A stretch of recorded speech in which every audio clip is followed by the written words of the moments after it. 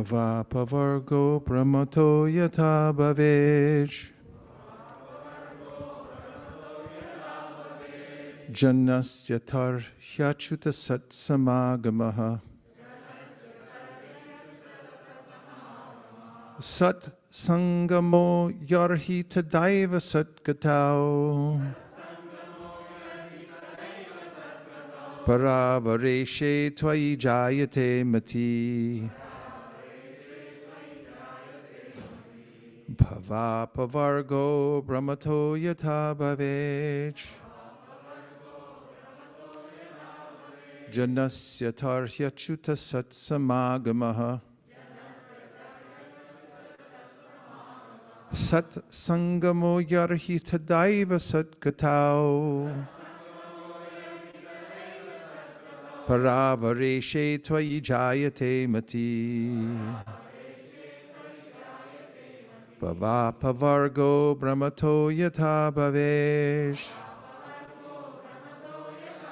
Janasya tarhyachuta sat samagama.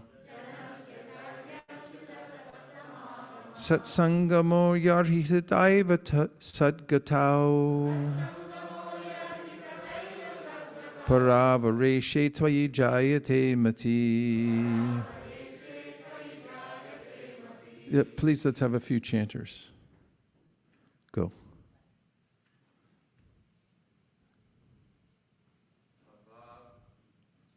Go.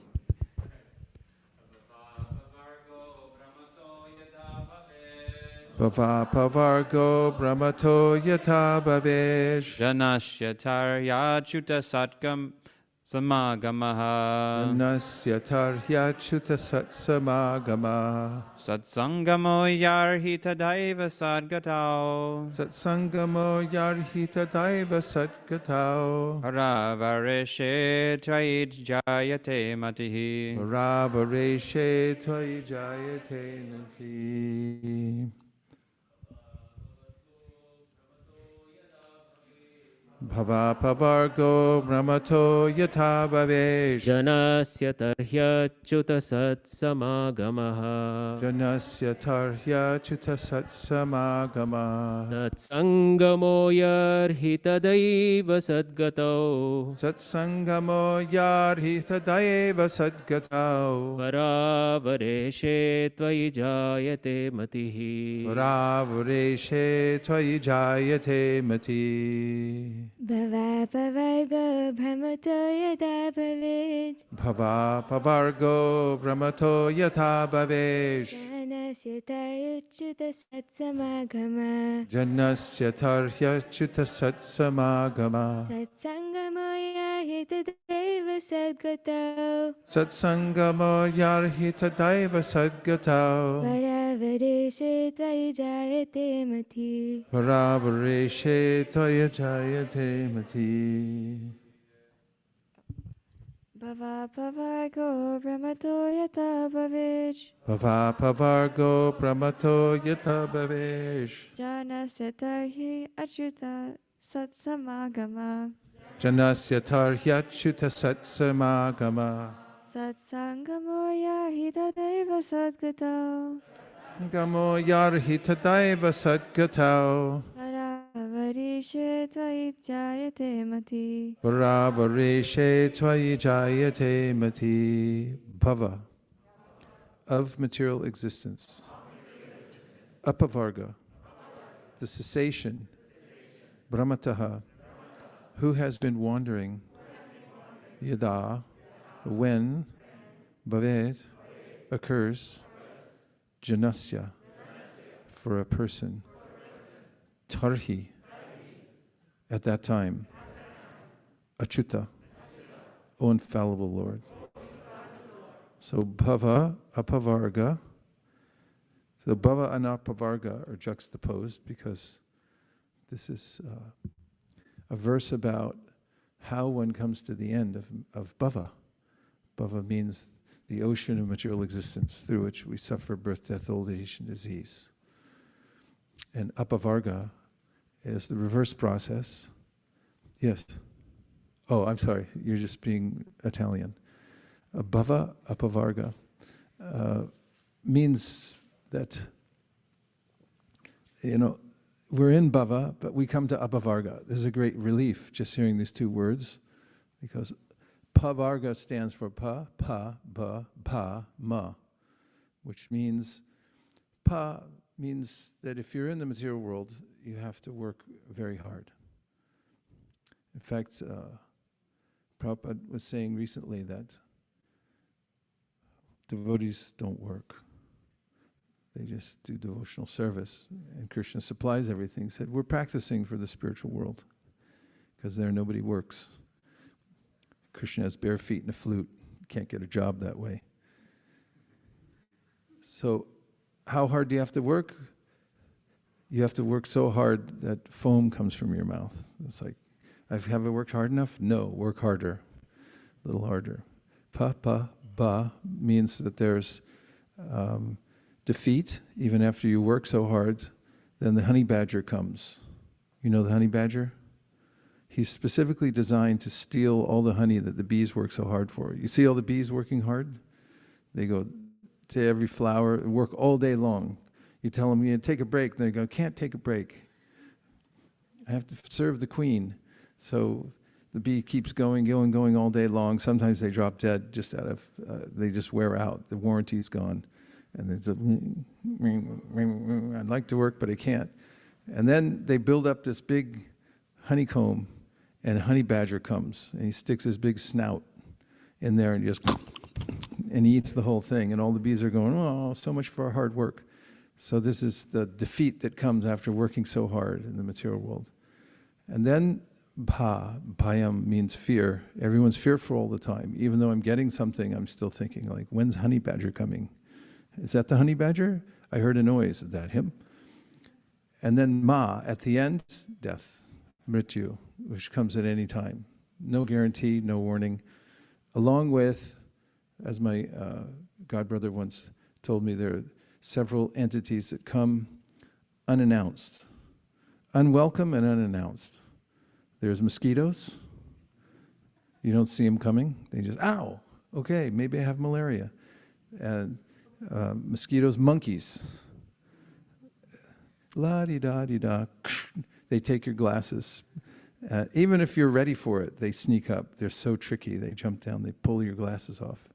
And death comes without warning. And when you're least expecting it, it's boom. So, bhayam. Bhayam, then mrityu. So that's pavarga. And then apavarga means the cessation. It's over. So bhava, apavarga, it's two nice words together. It means there's relief from the bhava.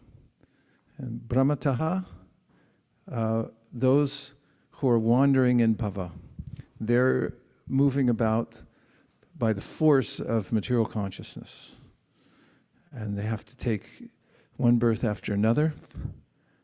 Yada, however, when, bhavet, something happens for the janasya, for the person.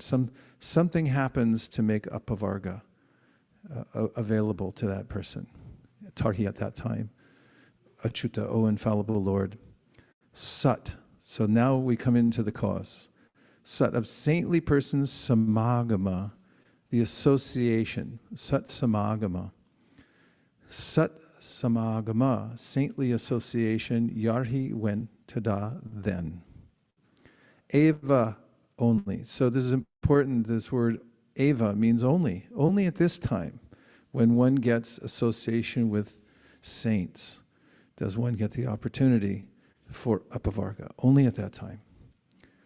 Sat, of saintly persons, gatau, who is the goal, para, of the superior, the causes of material creation, avara, and inferior, their products, ishe. For the Supreme Lord, Tvai, yourself, Jayate, is born, Mati, devotion. Translation is, and you'll notice it's a very interesting translation, and there's a reason for the seemingly reversed meaning of this verse, and it'll be explained in the purport. When the material life of a wandering soul has ceased, O Achyuta, he may attain the association of your devotees. And when he associates with them, there awakens in him devotion unto you. who are the goal of the devotees and the Lord of all causes of their effects. Let's say together, when the material life of a wandering soul has ceased, O Achyuta, he may attain the association of devotees. And when he associates with them, there awakens in him devotion unto you, who are the goal of the devotees and the Lord of all causes and their effects. Purport by the servants of His Divine Grace A.C. Bhaktivedanta Swami Prabhupada.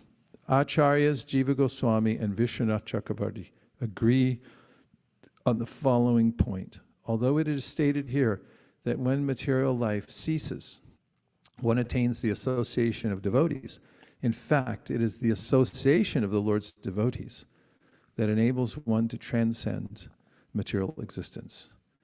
Srila Jiva Goswami explains this apparent inversion of sequence by quoting the Kavya Prakash as follows.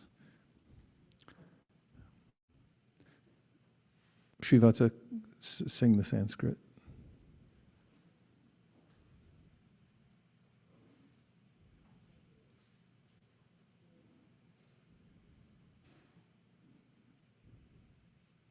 Sing it, please. Karya karanayoshtra paurva parya viparyayo vigya tishayokti syatsa. A statement in which the logical order of a cause and its effect is reversed should be understood as atishayokti, emphasis by extreme assertion. Srila Jiva Goswami cites the following commentary on this statement. Karmanasya shigra kartitam vaktum karyasya purvam uktau. To express the swift action of a cause, one may assert the result before the cause. In this connection, Srila Vishwanath Chakravarti Thakur points out that the merciful association of the Lord's devotees makes possible our determination to become Krishna conscious. And the Acharya agrees with Srila Jiva Goswami that this verse is an instance of atishayokti. Om Jnana Timirandasya Jnananjana Shalakaya Chakshurun Niditam Yena Tasmai Shri Gurave Namaha.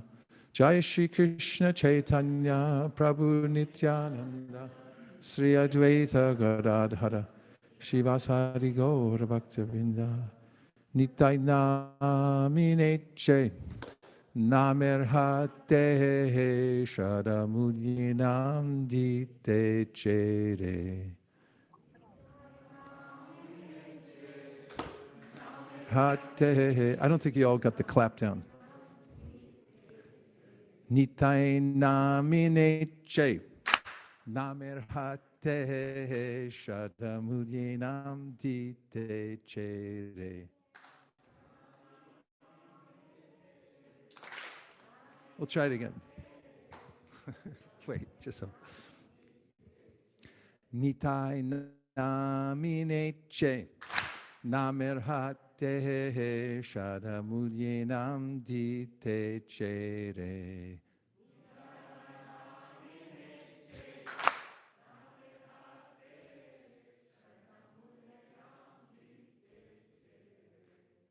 Hare Krishna, Krishna Krishna, Hare Hare, Hare Rama, Rama Rama, Hare Hare. So this bhava is caused by the part and parcel of Krishna being vimukti. He's vimukha cetasa, he's turning his attention away from Krishna. Bhayam dvitiya abhinibeshita syad, ishad apetasya viparya yosmriti. It means that I get in a reversed position in life. And instead of looking towards the object of my worship and my good fortune, my origin, my beloved, I'm looking away. And this causes all the problems. That helps because that simplified explanation, without any extra embellishment, means that there's a solution. What is the solution then? If looking away from Krishna in the wrong direction causes the problem, what's the solution? Huh? Any engineers in here? Let's get it. Somebody take the mic and explain it. You're not an engineer? Okay, this requires an engineer. Somebody as an engineer, explain it.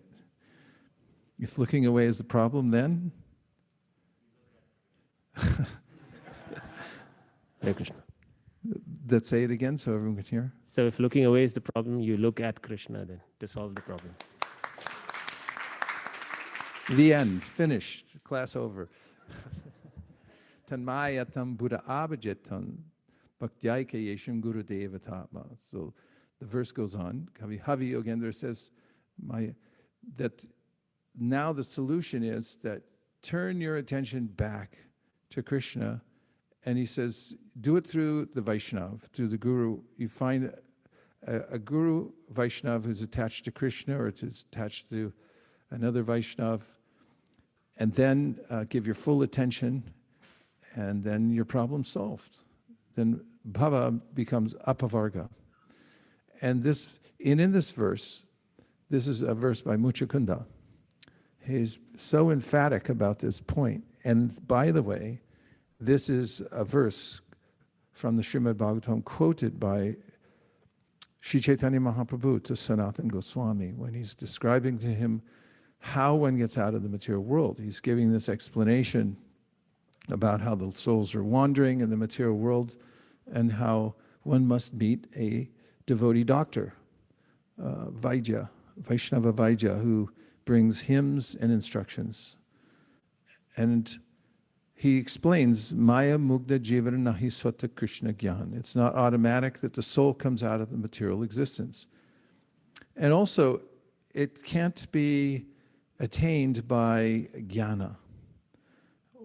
One speculates to try to understand the Supreme Lord. Then Shreya Shrutim Bhakti Mudasite Vibo Kushanti Kevala Bodhalabde Te Shamasau Kleshala Eva Shishite Nanyad Yatastula Tushavagatinam. Brahma, in his prayers, after having tried to understand Krishna by his intelligence and doing a double-blind study by stealing away his cowherd boys and calves and seeing what will happen now, then he saw Krishna's potency and he surrendered to Krishna. And he spoke in this verse that if somebody tries to use his or her intelligence to understand Krishna and gives up the path of bhakti, then that person is like one who takes the empty husk of grains and beats on it, beating over and over again. You don't get any result.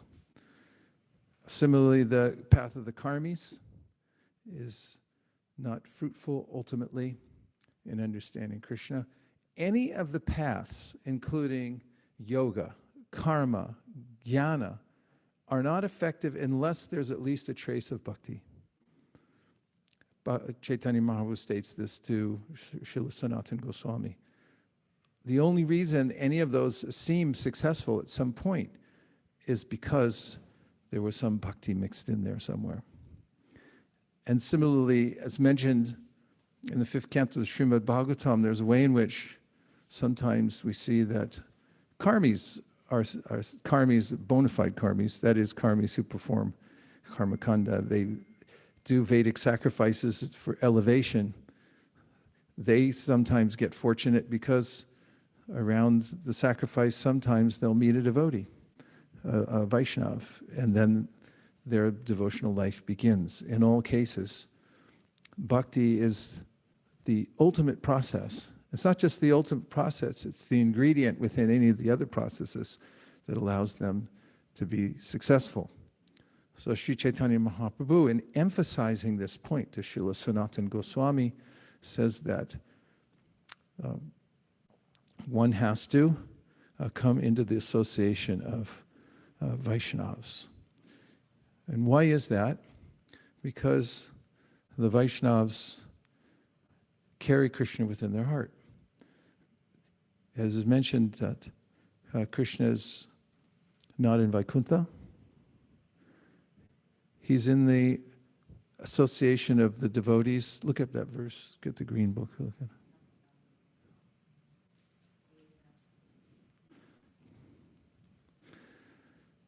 Says that I'm not present anywhere except for where the devotees are hearing and chanting about me, chanting my glories. Then I appear. And this is the preoccupation of the pure devotees. They're always hearing and chanting, singing about Krishna. Even, yes.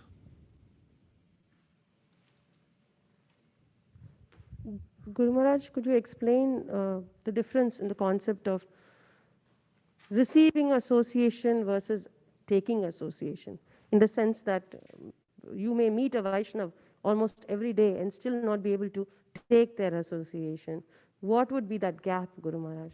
It has to do with our motive. Could everyone hear what she asked? Okay. It has to do with our motive when we go to a Vaishnava. We should try to get the association and the blessings of the Vaishnava. If we go there to get knowledge, I want knowledge. Why do I want knowledge? Because then I'll be more powerful. Because I found out something. Or if I go there for entertainment, that I'll hear maybe some interesting or funny stories. And, you know, it's at least as good as going to the movies tonight. We should go see this person. If our motivation is like that, then it's not as likely that we'll be deeply affected by the association of a sadhu. Nonetheless, we find that even though those who are not so serious associate with Vaishnavas, they still get the ultimate benefit from that association. Let's give a couple examples. Nalakuvera and Manigriva were having a big party, and they had all the requisites for a mundane Kali Yuga party, which were alcoholic beverages and lots of young girls, and they were hanging out in the pool, and they were all just having a big old regular party. Intoxication and mingling and laughing and ha ha ha, which doesn't always end well. I always remember one day I was walking in Govardhan, around Govardhan Hill by myself. It was kind of a foggy day. And I saw this family come by on a flatbed rickshaw, and I could hear them coming by. It was a ruckus, actually, sort of disturbing to the mood of walking around Govardhan because they were laughing, ha ha ha, he he he. And as they passed me, I kind of looked up from my japa and I saw the reason they were laughing was the rickshawwala wasn't driving. It was the father of the family. And everybody else was sitting on the rickshaw, and the rickshawwala was running behind. And that was apparently hilariously funny. And so I looked back down again and, you know, just tried to stay absorbed. And I heard ha ha ha, ho ho ho. And then all of a sudden it just stopped, just very suddenly. And then I heard kind of wailing instead. And I looked up and I didn't see the rickshaw anymore. I don't know if you know the section that goes right from, as you're heading towards Radhakunda, just past Uddhavakunda, there's some embankments that go down from the road, rather steep, and a lot of times it's not so nice down there. There's sticker bushes and lots of other things that I won't mention. And then the rickshaw went over the cliff, and they all went rolling, tumbling down, And then ha ha ha, he turned into ah. And that was one of the impressions that was left in my mind as I walked past that about here's the material world. It's all fun and games until somebody gets hurt.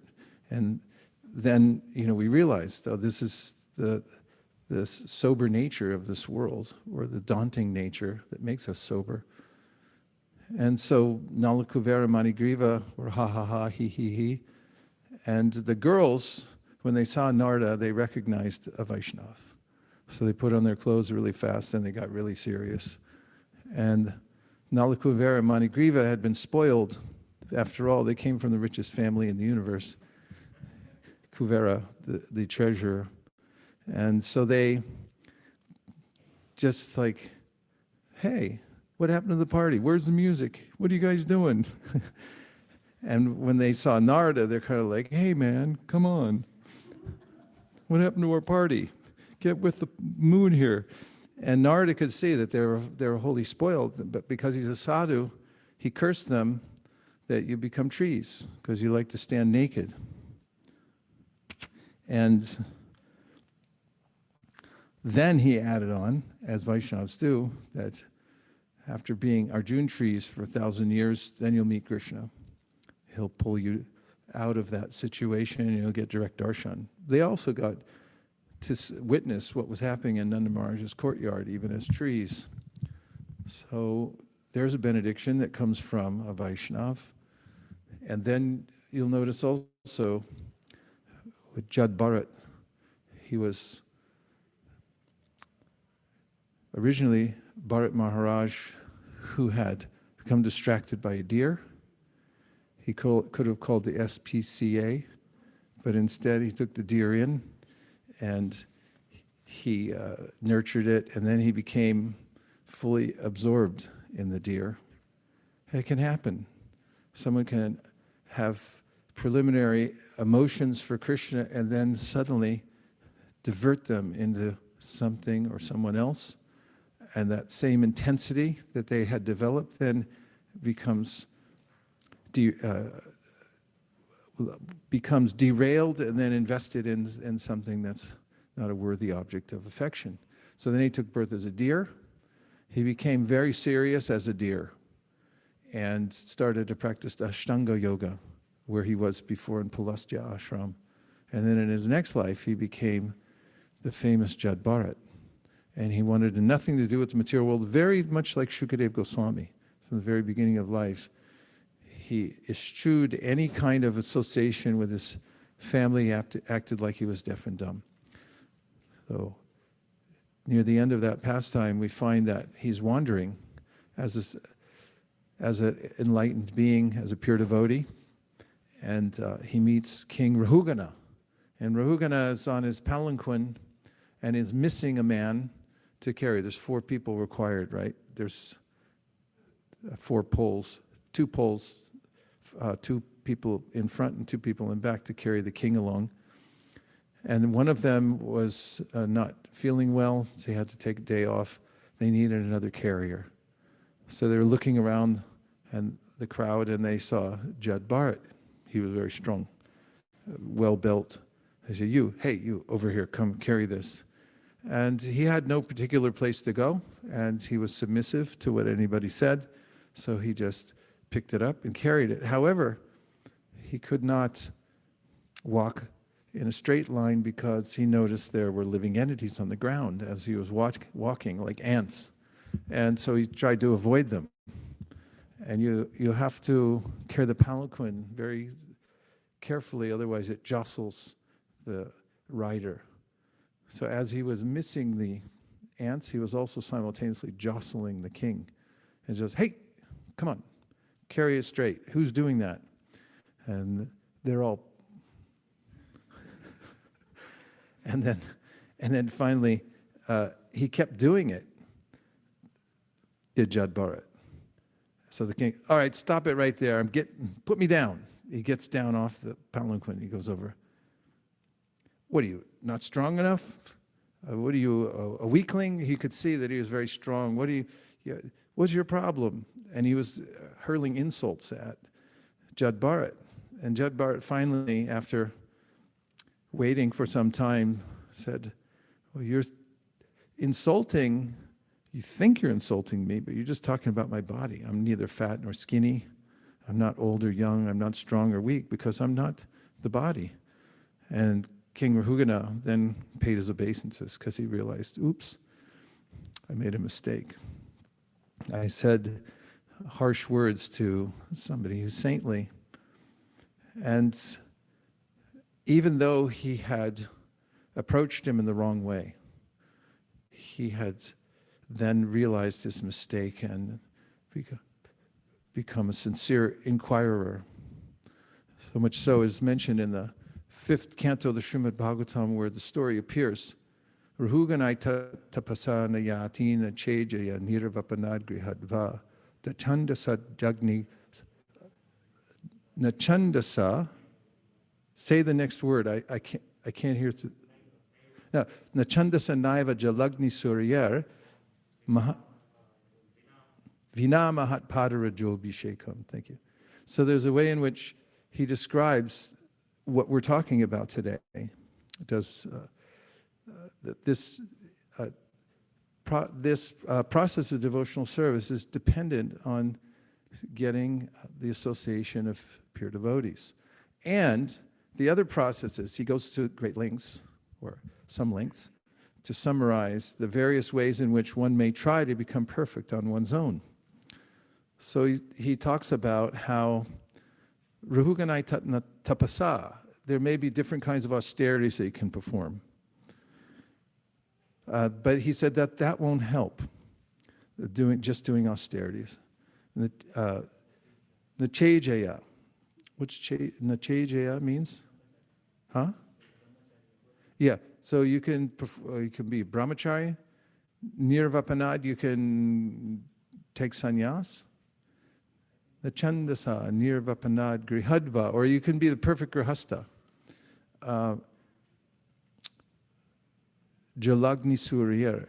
You can sit in water up to your neck.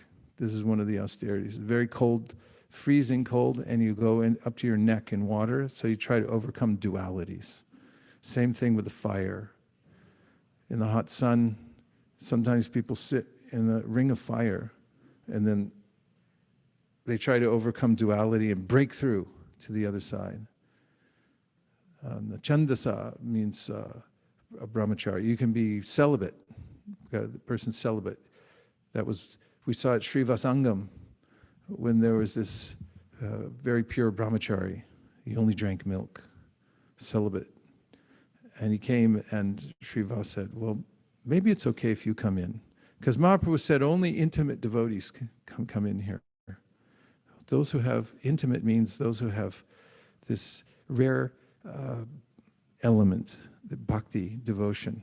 How rare is it? Bhagavatam says, Muktanam api siddhanam narayana parayana sudulabha prashantasya koti shvapi mahamune. That's actually, there are 90 million demigods, they're all devotees, and 70 million sages. Did you know that? There are 90 million demigods and 70 million sages. But out of all of them, what's that, 90? That's 16 million devotees. There's only a few Narayana Parayana. Narayanayana. All of them are known as Narayanayana. They're devoted to Narayan, but Narayana Parayana is only a few. So he says, it's very rare. Sadulabha Prashantatma, very rare that you find a Narayana Parayana. And so the Narayana Parayana is the one who gives that bhakti to others. And so if you find one, then you should take abhishek,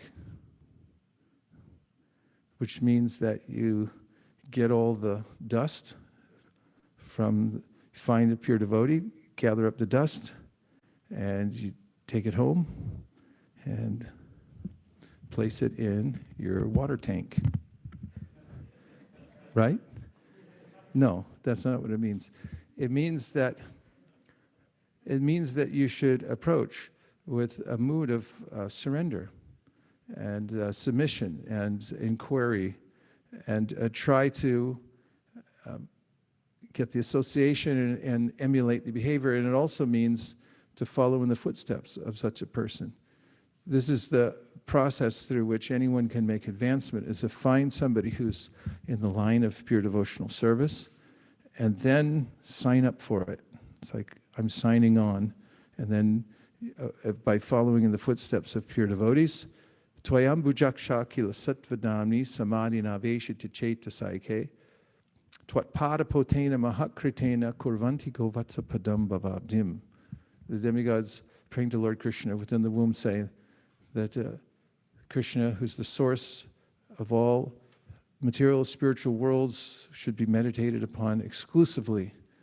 And the way to do this, Twatpada potena mahakritena, is to find the great souls who have a process to do this, and then follow them. And if you do that, then you can cross over the ocean of material existence very easily. Because although Krishna is everywhere,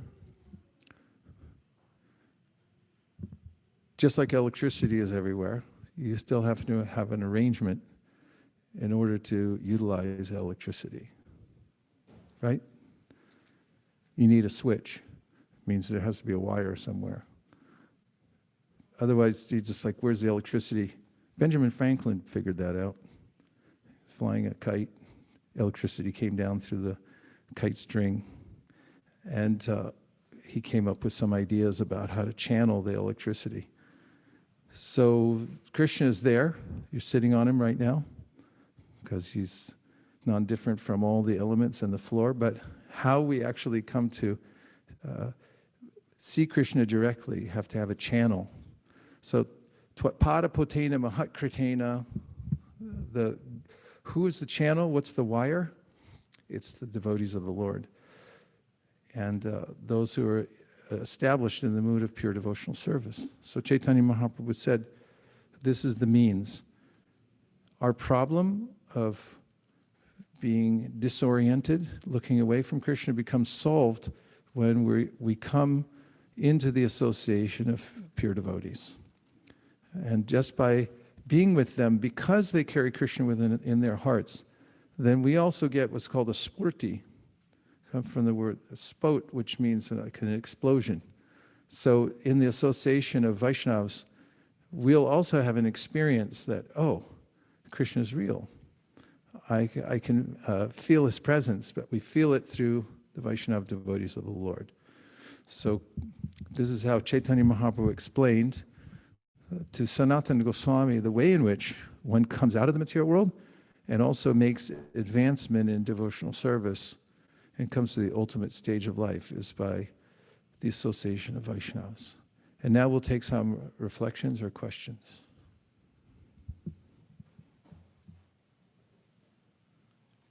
Guru Maharaj, you were talking about the 90 million and 70 million devotees, and I was thinking that even in heaven, even in Swarga, they are getting the association of the Vaishnavas. Narada visits, and I'm sure there are more who come and go. We always consider that being in the Martya Loka is the best place because that's from the point from which we can transcend. And everybody has to return here before they should go back home, back to Godhead. When we look at this list of so many devotees who are practicing Krishna consciousness, and there are just so very few who have purified themselves to the point of being called pure devotees, how do we approach the process of Krishna consciousness? Do we approach it with an attitude like, yeah, it's going to take a few lifetimes, I'm going to see these people again and again, and I will perfect myself? Or do we approach it with the sense of, well, this is my one opportunity and I squeeze the best out of it. And well, if I have to come back, I have to come back. So what would be the right approach? Both at the same time. So just like we say, in one lifetime, you'll go back to God. One lifetime, you'll go back to Godhead. We say, in one lifetime, you go back to Godhead. So we're thinking in one lifetime, go back to Godhead. It's really a matter of becoming devoted to Krishna, because those who are actually in the process to such a degree that they're experiencing Krishna's presence, they're not so concerned with going back to Godhead even. Na dhanam na sundarim kavitam va jagadisha kamaye mama janmani janmanishvare bhavatad bhakti rahaitu kitwai. Chaitanya Mahaprabhu expresses this mood in the Shikshashtakam that birth after birth, I just want to be your devotee. I don't care about anything else. I don't even want liberation. Kapila Dev says to Devotee that my devotees don't care about these various kinds of liberation, which he mentions. There's Salokya, Samipya, Sharshti, living on the same planet. Some devotees say, I just want to be on that planet. It's not that I don't even have to be in the same town. As long as I'm on Krishna's planet, I'm good. Others, they want a liberation, a spiritual body, or they want to be associated with Krishna every day. None of these is bad, but the mood of pure devotion is so powerful that the devotee feels that I'm wherever I am right now, as long as I'm engaged in your service, I'm happy. You know, when Lord Brahma had tested Krishna and found out what his potency was, and he became so devoted to him, and he bowed down to him, and Krishna didn't say a word. He didn't answer. And Brahma realized what he was indicating, which was that I'm not qualified to be here in Vrindavan. And then he thought, I'll have better association back in my own abode, doing my service. And so the devotee thinks like that too. You don't have to be in Goloka Vrindavan. In fact, some great devotees that think, I don't belong here. Just let me have a partial incarnation here as a clump of grass somewhere near the border along the footpath, and then if some dust from the devotees actually lands on my head, then I'm okay. And then I'm not just okay, that's like the perfection of my life, but they're not thinking I have to be in the front row. Otherwise, give me a break. I have to be in Madhurya Ras. Otherwise, what's this thing about? But even with the slight awakening of the sense of pure devotional service, the devotee is so satisfied and simultaneously hankering for more that he or she feels that, let me just be here and be a humble servant. And I don't care anything else. That's how a tasty devotional service is. We hear about how it's, you take all the material happiness, get everything, every material happiness, name 3 great sources of happiness in the material world. Money, okay, got money. Food? Huh? Fame, money, food, and fame, okay.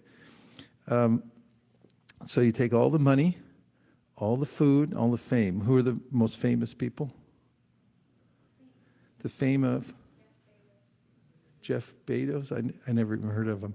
Okay, so, and then, all right, so these, take all the famous people, all the fame, everything, and you put it in a syringe. And you just like, and inject it. Will you be happy? Add in all the other material happiness. And whatever material happiness there is or ever was in the material world, you put it in one syringe and you inject it. And then, are you happy? No. But if you get one tiny drop of this feeling of devotional service that we inherit, that we get by serving a pure devotee, then we don't care. Na dhanam, na janam, na sundarim, kavitam bhajage. What everybody else is looking for. Tyaktva sadusyada sarepshita raja Lakshmi. Chaitanya Mahaprabhu described, everybody's looking for Lakshmi. It's like, please, you can stay in my house. Little decorations around, Lakshmis everywhere. You come on. And it's like, we'll do anything, whatever you want. Just please stay here. And Chaitanya Mahaprabhu tyaktva sadusya jasa repshita Raja Lakshmi. He just walked away from it all. Because he was like, I'm going to go find Krishna and chase after Krishna. Mayamrgam dayita ipsitam vadavad.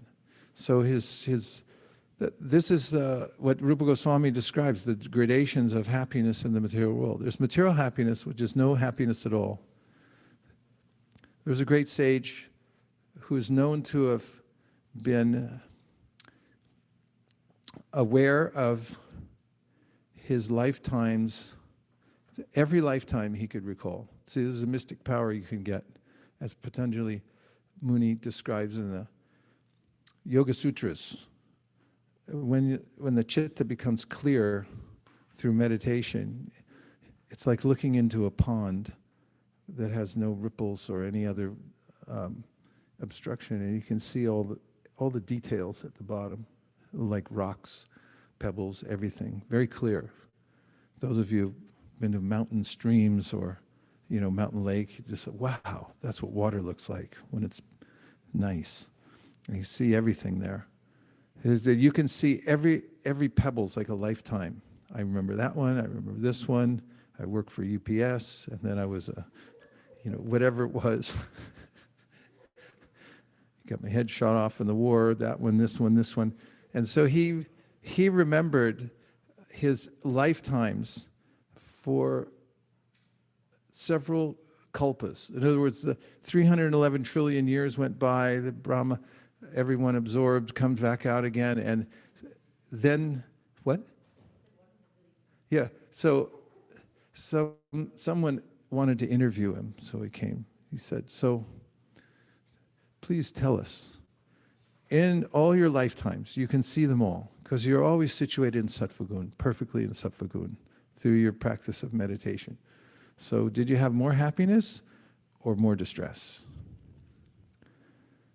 And the sage said, I've never had any happiness.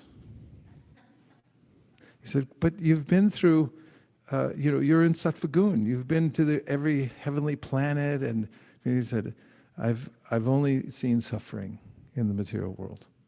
There's no happiness at all. And this is what Rupa Goswami says when he's describing the gradations of happiness. Material happiness is a misnomer. There is no happiness in the material world. I asked Satyadev Prabhu once. He should know. He was a paramedic for 20 years.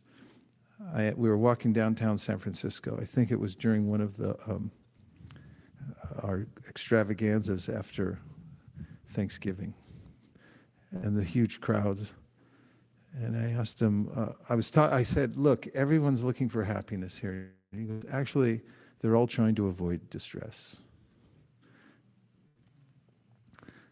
And that's the material world. Chaitanya Mahaprabhu said it's like a dunking board. You're on the board, you get dunked in the water, and they let you up for a second, and so you get, and then you go like, that's happiness. So that's no happiness at all. Above that is the happiness of Brahmananda.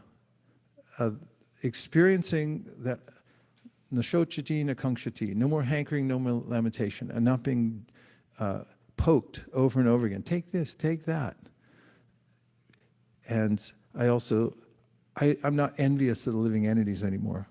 That's a great source of distress. Like, I have so much money, I have nice everything, and I see somebody else, I go, well, why don't I have that?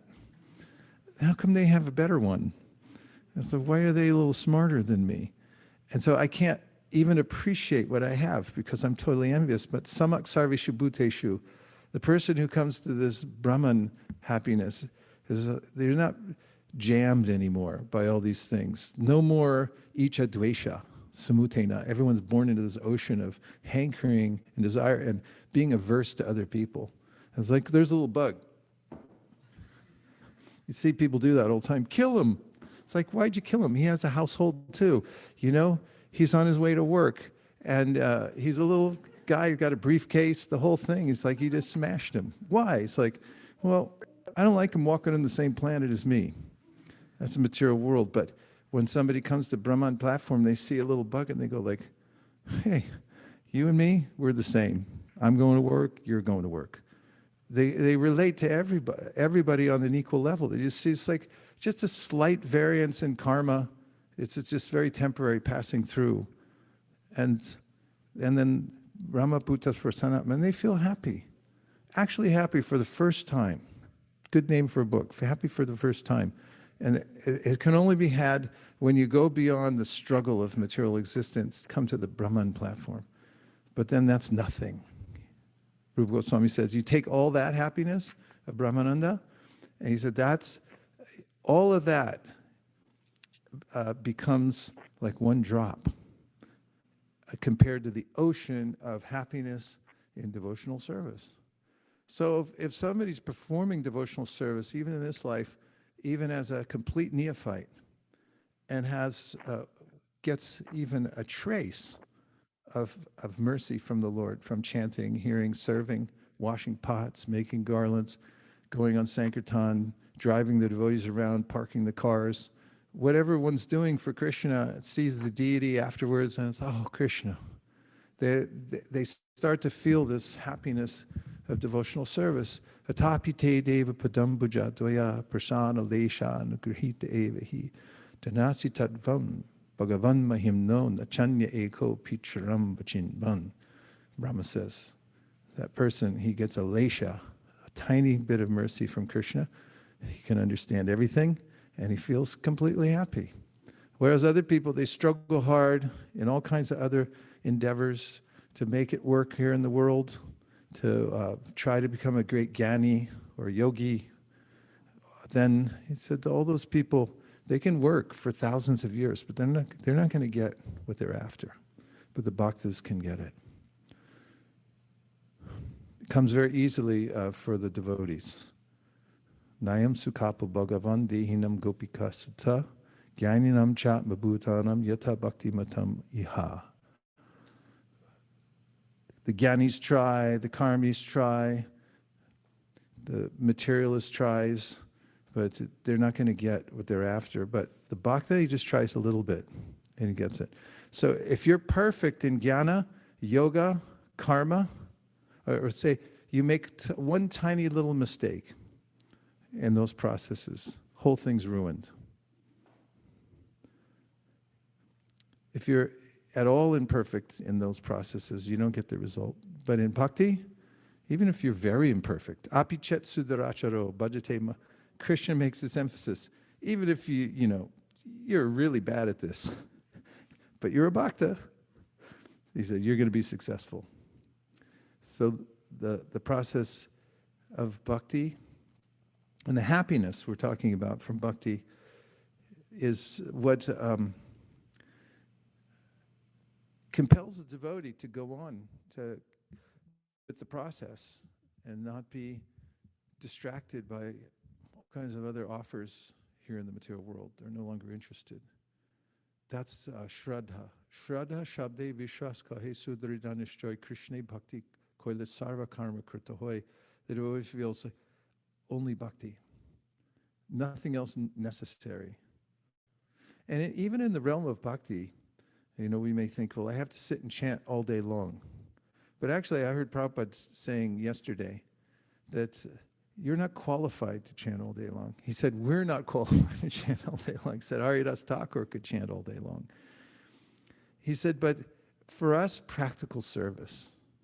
He was commenting on Prahlad Maharaj's prayers, and Prahlad in his prayers says that he appreciates the devotees do practical service. And we hear about this also. Was that verse? Shrinvan Granan Samsmaranam Chintayan Namani Rupani Chamangalani Te Kriyasu Yet Sach Charanara Vindayo Avishta Cheta. Oh, come on. Give me the last couple words, please, Krishna. Avishta Cheta Nabhavaya Kalpate. Thank you.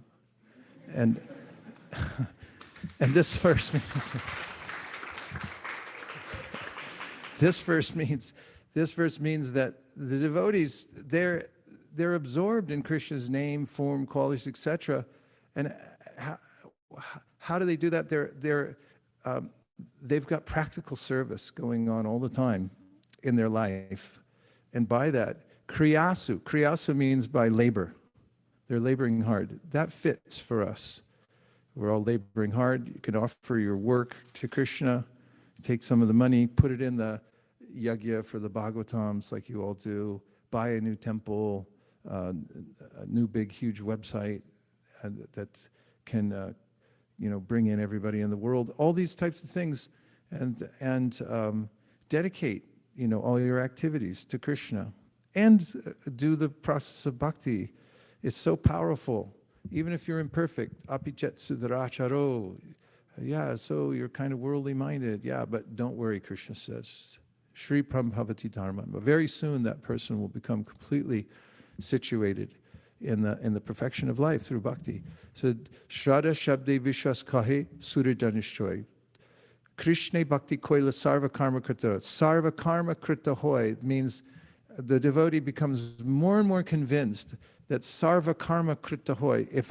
All the things I'm supposed to do. Anybody have a to-do list? Is it done? Not anywhere close, right?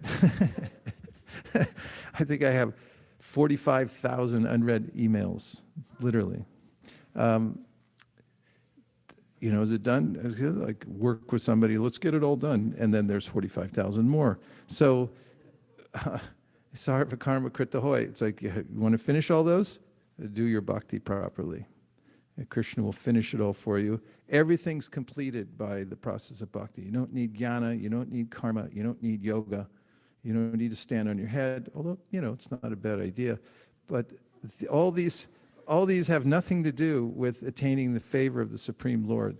So this verse is pointing out that this bhava, apavarga, this is where bhava gets defeated. It's like this game. We did it the other day, right? Here's bhava, apavarga. Finished. It's all covered up by the process of devotional service. Apavarga defeats bhava. So we should take shelter of bhakti. Okay, there was a couple more questions. Yes, Prabhu. Hare Krishna, dear Shri Gurudev, please accept my prostrated obeisances of Shri Prabhupada. Thank you for a very nice class and beautiful bhajan. I really loved it. The question I had was, Bhaktivinoda Thakur says, you will buy the name of Krishna. I will take my commission and all our desire will be fulfilled. What the commission means? Yeah, you're getting a commission. Don't worry. One of the commissions is that we get a taste. Shushu Shro Shadadhanasya Vasudeva Kataruchi. When you do some selfless service for Krishna, you especially bring people to devotional service. It's very highly recommended. You go out and you save somebody and you go to all the trouble. Is there any trouble? Yeah. And you bring them in and you present them to Lord Nityananda. So here's another devotee. And then when you go to do your devotional service, you'll stand in front of the deities and all of a sudden your heart will melt. Where did that come from?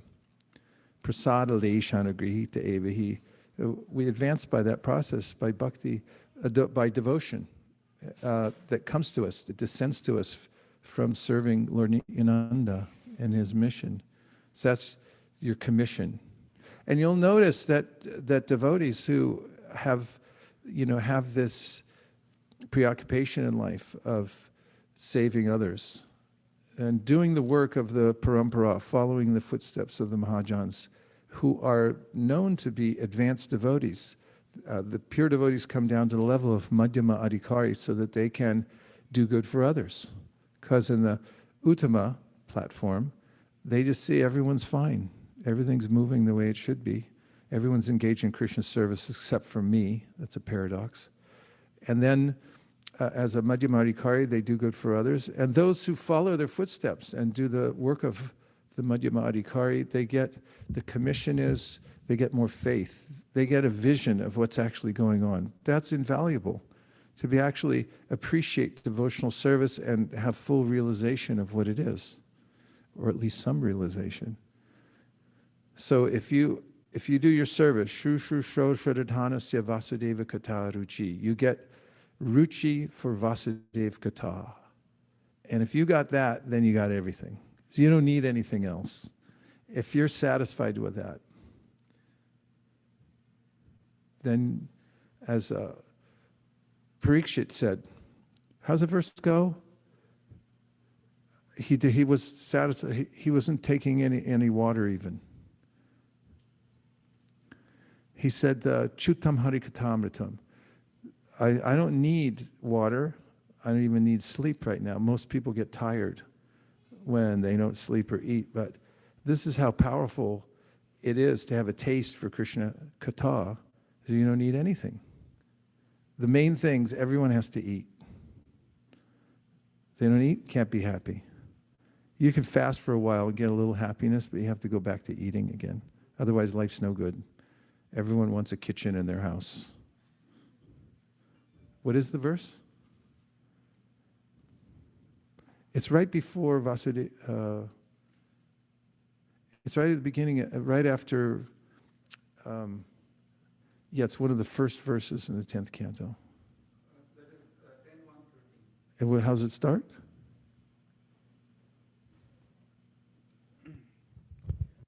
Sorry. Naisha. Naisha.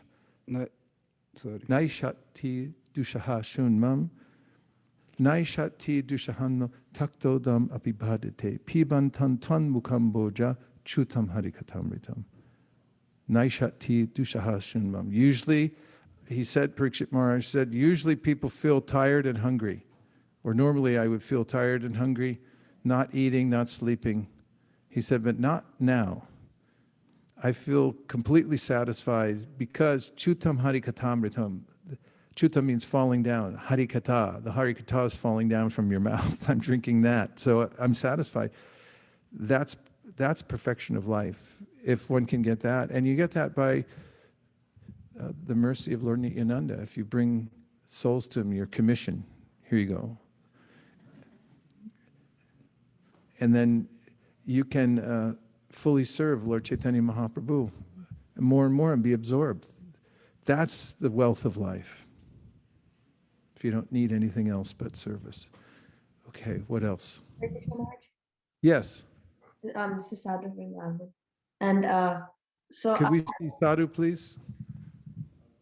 We need to see him on the screen. Thank you. you were talking about the in the beginning of the lecture, you were talking about how there's bees and they they store honey in their hives, and then the honey badger comes and then takes it, it destroys their hard work. So I was thinking about how the material world actually, we work and for enjoyment, but actually if we perform and that work, it gives us temporary enjoyment, but then and then the enjoyment goes and there's like distress. But I was thinking, you were talking about devotional service, it can give us unlimited happiness. And there's these two verses that came to my mind. Ye yatamam prapadyante tam satayava bhajamiham mama manuvartante manushya partha sarvasaha, which means all who surrender unto me, I reward them accordingly. And there was an anyashinte antomami jana paripasate tesham nityabhayuktanam yogakshemam vahamyam, which means that if you perform devotional service unto me, I carry what you lack and preserve what you have. So thank you for the wonderful lecture. I was just thinking about these points to verses. Really nice citations, thank you. Just mentioning also, doesn't mean you can't work.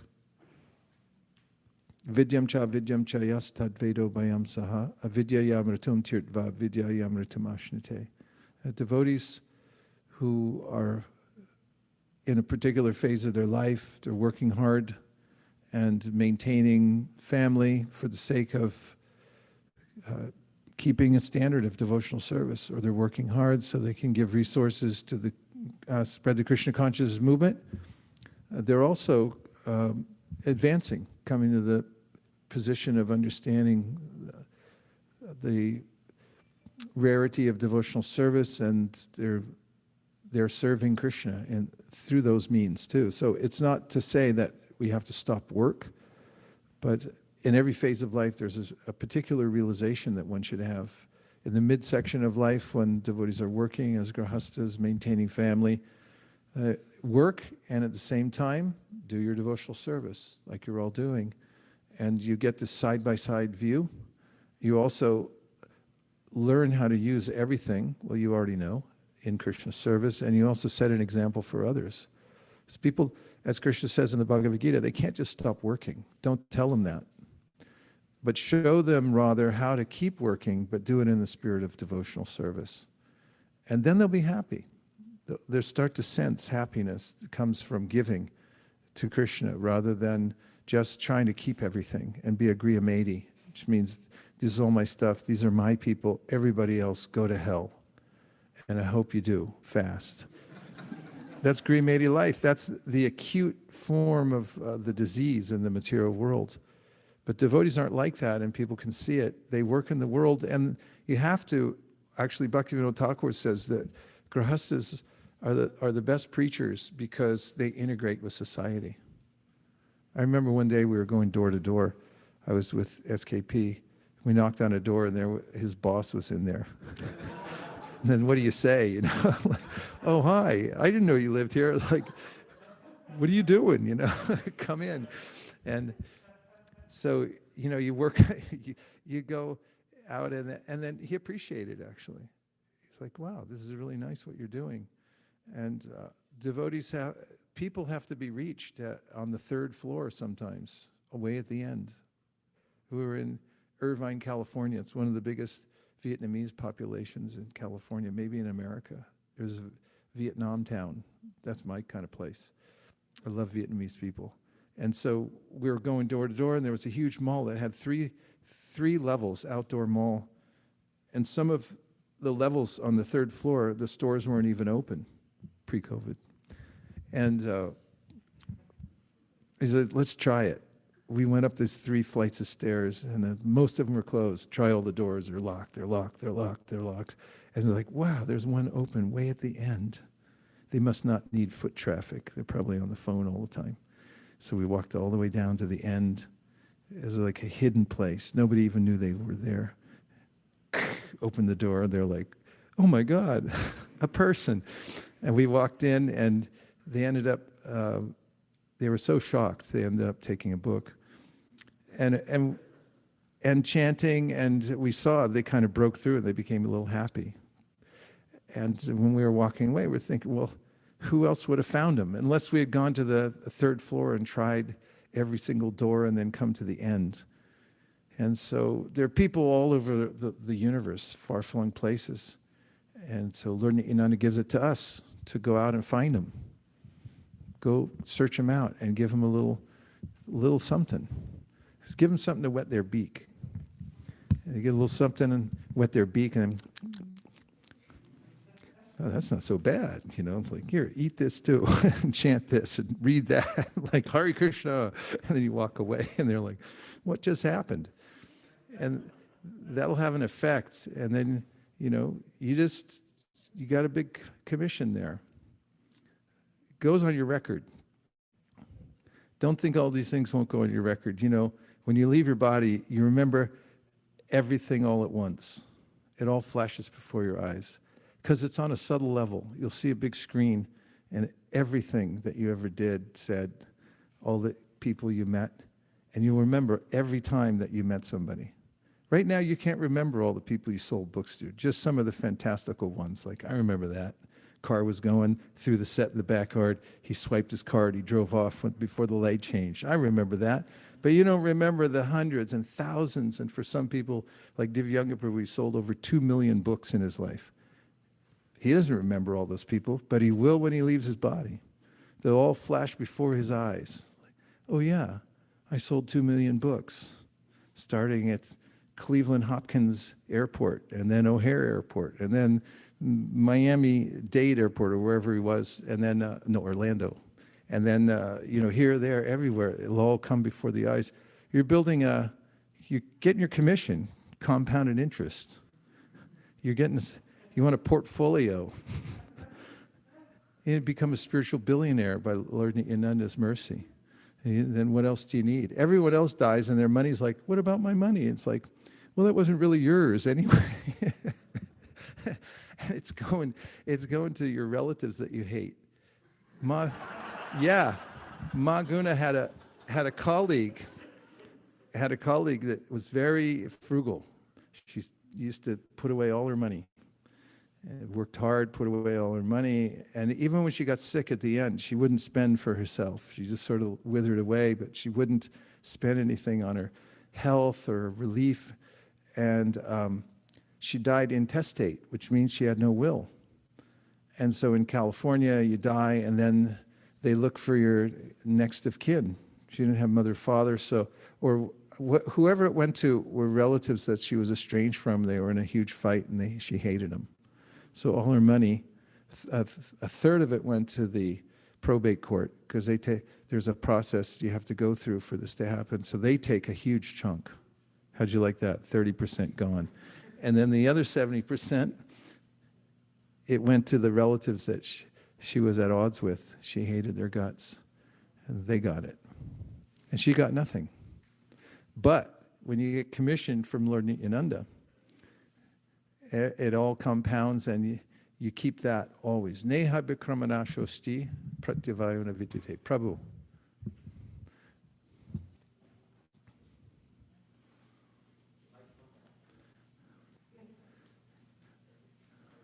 Hare Krishna Vajananda, welcome back to ISV.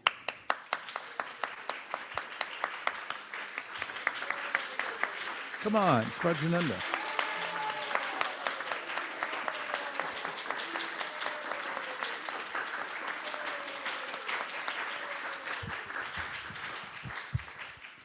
Don't forget, we like you here. Okay, go ahead. I can never forget. Thank you. We were talking about commission, and I just had this flash that came in my mind that I wanted to share. So I was at a, okay, well, I get a phone call one day recently, this boy, and he told me he got my number from someone, and he tells me that I gave him a book at a 420 festival. I don't know if you all know what that is, but it's like marijuana festival. Yeah. Everyone goes there and smokes ganja. In Austin, Texas, in 2015, maybe 2015, and that he got a book for me there, and I gave a book to his friend, who his friend didn't really want it, so he took it from his friend, but he remembers meeting me because he was in the group. And then he says, some years later, I started taking the bhakti, and now I'm getting initiated by Shankarshan Dasadikari at the end of October. And he said, I'd love nothing more than for you to be there. And I was almost crying because he was almost crying. And I just felt, the same thing. I didn't even know. I don't remember him at all, but I'm getting this commission 7 years later, and I feel this wow, like I don't even, most of those years, I don't remember hardly anybody I met, just a few, like you said, but this one person I don't remember, I have made such an impact in his life. It changed his whole trajectory, and now he's, a serious devotee, taking initiation, and he's distributing books now, every day.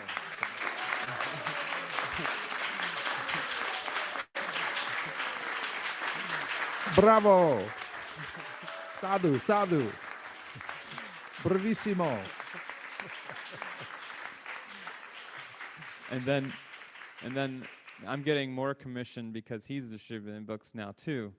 So yeah, it's your downline. It's MLM, multi-level marketing. It's the original MLM started by Lord Nityananda. Very nice. Okay, we'll just take a couple more reflections. Yes, Prabhu. 1, 2.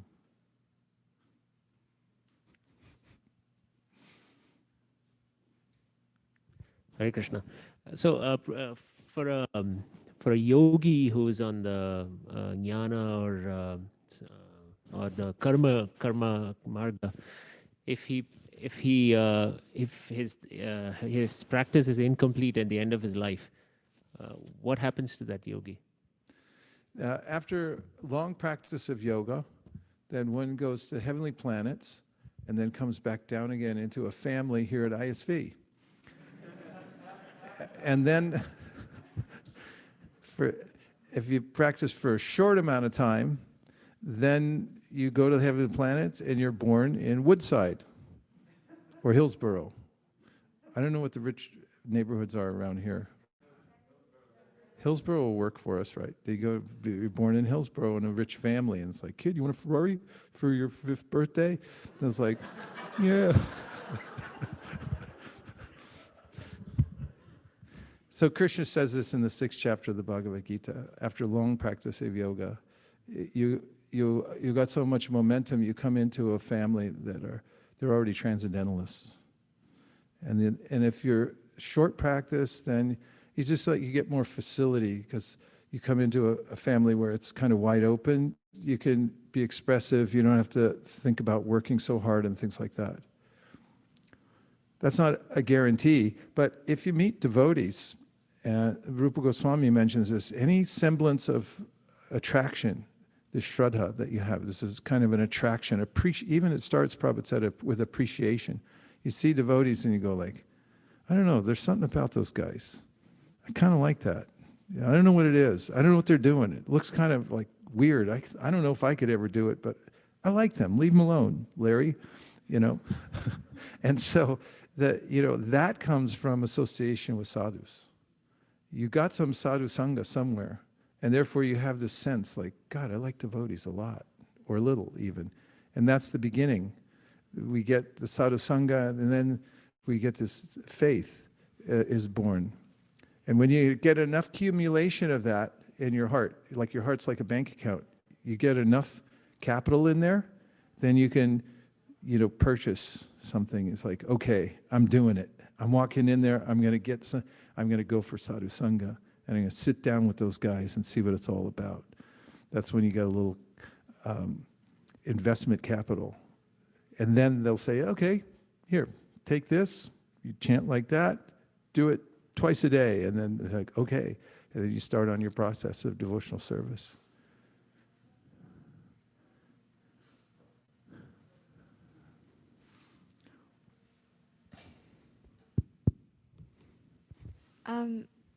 I was just thinking about the point you made where you said that any path you take, you have to put bhakti into it. And also this morning during Japa Circle, you were saying that you have to have eagerness to chant as well. Like it isn't just chanting, you also need to want to chant. And it was kind of a wake-up call for me because I was kind of like, you know what, I'll just chant, and then everything will like somehow like happen. Like even though I don't want to chant, everything will work out. And I kind of just realized that that's not how it works. Like Krishna also wants something. He wants your like bhakti and he wants your eagerness. So you can't just like expect Krishna to give you everything but not give Krishna anything in return. So I was just thinking about that. Shrivas, what do you think? Yeah. There's a verse. Krishna bhakti ras bhavitomati kriyatam yari krito pilabhyate tatalolyam eva mulyame kalam janma koti sukritirna labhyate, which means that there's one price to pay to get bhakti, and that's your eagerness to get it. Lalya means like you're greedy for it. You run, don't walk. He's just like, I want that, I want it. And you go for it really quick. So then it says, Janmakoti Sukirtan Labhyate. If you do sukriti, mundane pious activity, or anything else that we're talking about, and you don't have that eagerness for devotional service, then you can't, after many thousands of lifetimes, Rupa Goswami says, you won't get it. And then he says, if it's available somewhere, this is the mood, it's available, I'm going to go get it right now. I'm not waiting. Like not tomorrow, not next day, next year, at the end of my life, now. I want it now. So then Prabhupada says about that verse, this lalyam, this greed that you're talking about. He says, so, okay, fine, I'll just have this mood. He said, it's not so easy, sir. He said, this comes only after good fortune of association with devotees. you know, you could say, oh, I'll be very enthusiastic, which is good. Utsahan nischaya, we should be very enthusiastic. But to actually feel that I want this, I have to have it, this comes from the mercy of association with sadhus. And if you can get that, then you're very, very fortunate. So if you didn't have it, you wouldn't have asked. Which is, you know, the purpose. We're in sadhu sangha. And then, you know, you start, like you said, there's a revelation. You know, we have these revelations, and that's what keeps driving us, keep doing our practices and so forth. Pretty good, right? She's happy. Okay. That was nice, Gita Priya. It was too much nice. Hare Krishna Prabhu. I was just thinking about the commission that Krishna gives. I was just comparing it to, you know, Krishna gives you, helps you find devotees, and he will make you do, you're just an instrument. And then Krishna also gives you commission for that. Well, Krishna does, I mean, it's not that a person can actually make somebody a devotee depending on, you know, their own strength. So I was just kind of comparing it to when kids start cleaning the, you know, when the little kids start helping parents clean the house, then they'll take only one little tissue and put it, oh, wonderful, wonderful, you did a great job. So you're going to actually get to go to the park today because you cleaned. Most of the cleaning would have done by the parents, but the kid only picks up a little thing somewhere. And again, that also with the help of parents. So I was just trying to connect that too and think that how merciful Krishna is. He's giving us a commission for something that he himself plans and just makes us do it for that moment. And at that moment, I start thinking, wow, you know what? I am the one who makes people devotees. So I was just thinking about that. The second part I was thinking about is when Gita Priya was saying that the laulyam that you were talking about, when I got to Krishna consciousness, my parents were very against me going to temple or do anything about Krishna. I mean, not that they were not God conscious, they were more worried about ISKCON. So they didn't know about the movement and things like that. So I remember how I would actually literally lie every time, those 2 years that I went to temple. I felt that the amount of eagerness that I had wanting to go see DTs, the days when I could not go, I would actually dream about them. But after all these years, now that Krishna is coming easily for me, my Prabhu is okay with me doing Krishna consciousness, I am thinking that I don't dream about them anymore. I'm not eager to go see them. It's like, I know I can go to the temple on Saturday mornings. So even though when things come easier way, how do you continue to have that laulyam? Thank you. Well, I'd like to address the first point first, and that is that the devotees leave us an opportunity to do service. Prabhupada mentioned this, and I read it in the excerpt about Bhaktivinoda Thakur, that he said Bhaktivinoda Thakur was a Vaishnava. He could have done everything, but he left it for us people to do. And this is spiritual intelligence, to realize that the great acharyas have left us an opportunity. There's service to do, and they've defined what it is, specifically what to do. And if you're able to grab that and do that service, then that's spiritual intelligence.